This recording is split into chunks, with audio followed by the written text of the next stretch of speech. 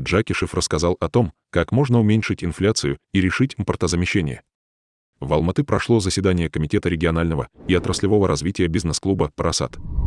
15 казахстанских бизнесменов, принявших участие в мероприятии, обсудили вопросы развития отечественной экономики с основателем бизнес-клуба Мухтаром Джакишев. Главная повестка встречи — обсуждение предложений по комплексным изменениям в сфере сельского хозяйства, легкой промышленности, строительства, медицины, геологоразведки, IT-отрасли.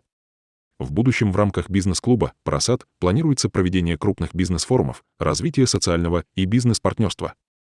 Решение вопросов регионального и отраслевого развития необходимо начать с потребительской корзины.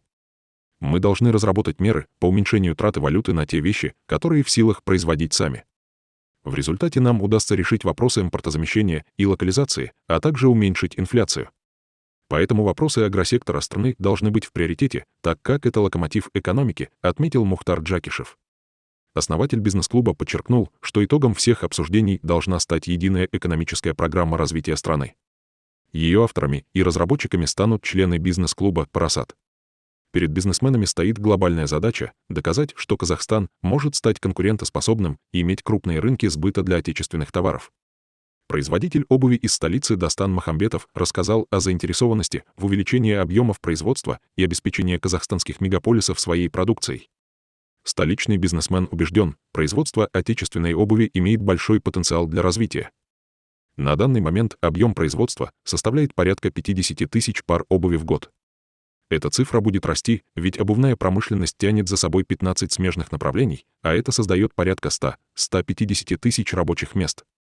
Одна из главных сложностей нашей отрасли — это импортное сырье. Обувное производство повышает рентабельность животноводства. За счет поставки нам сырья сельхозпроизводители получат дополнительную прибыль, подчеркнул Достан Махамбетов. На сегодняшний день клуб состоит из нескольких комитетов, включающих различные направления деятельности: региональное и отраслевое развитие Казахстана, образовательные программы, организации семейных туров и поездок. Отметим, что объединение не осуществляет политическую деятельность и не является политической партией.